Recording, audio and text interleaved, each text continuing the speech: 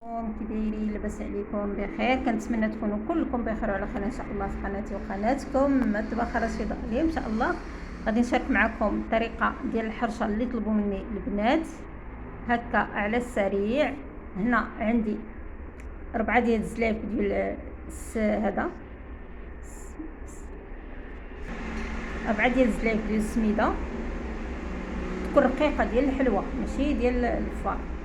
غادي نزيد عليها زلافه ديال الزيت وزبده، وغادي نزيد عليها واحد شويه ديال الملحه.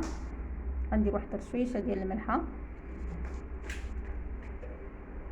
شويه ديال الملحه وخميره ديال الحلوه.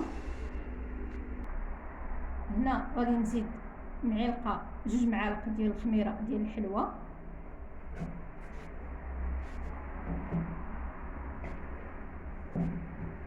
جوج معالق ديال الخميره ديال الحلوه. هنا غنزيد الخميره ديال العجينه واحد شويه،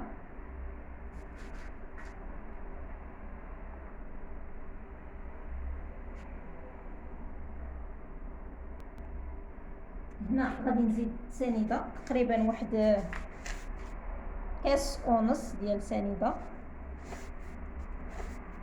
انا درت غير هكا بيديا تقريبا 3 الكمشات. وغادي ندير الزيت والزبده مذوبه، زيت وزبده، وغادي نخلط كلشي بهذه الطريقه.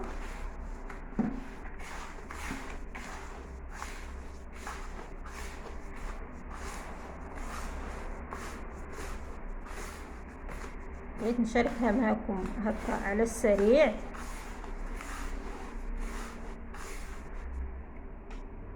ضروري تخلط بالزيت والزبده مزيان باش باش تجينا هشيشه ورطبه.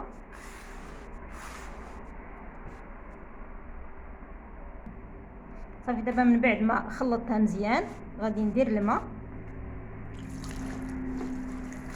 ما غاديش نكثر ليها الماء بزاف، غير باش ما غاديش نبقى نحرك فيها بزاف، غير شويه، غير نحس بها نخليها الماء مزيان. وغادي نحيد يديا بهذه الطريقه. صافي دابا راه دخل ليها الماء، غادي نخليها تشرب واحد تقريبا واحد 5 ديال الدقائق ونطيبها معكم. هنا غادي ندير السميده رقيقه باش غادي نقرصها. هنا عندي هاد المول هكا على حسب المول اللي بغيتوها صغيره ولا كبيره.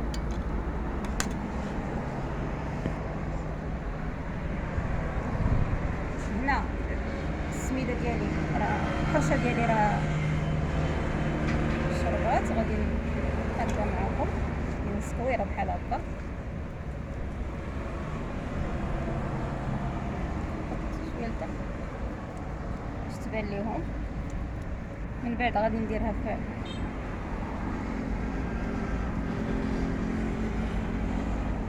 على هذا الشكل هكا.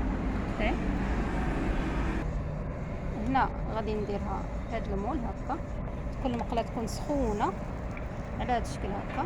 كنبسطها واحد شويه بهذه الطريقه هكا. غادي نكمل انا بهذه الطريقه ونرجع معكم.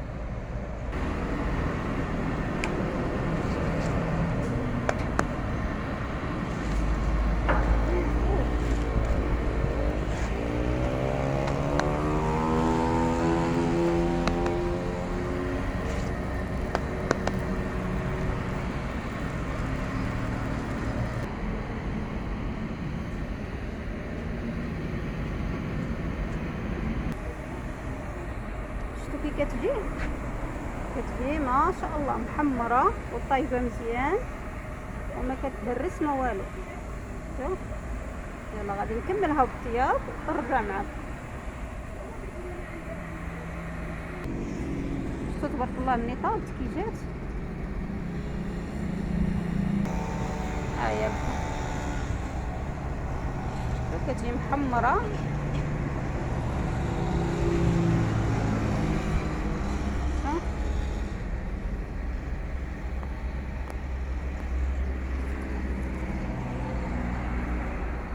ورطبه شيشه.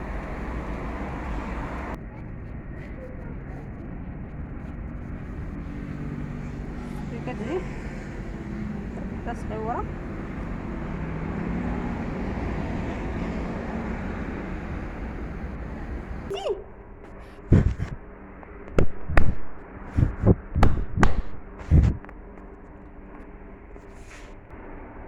هنا الشكل النهائي ديالها كتجي على هذا الشكل هكا، كتجي ما شاء الله.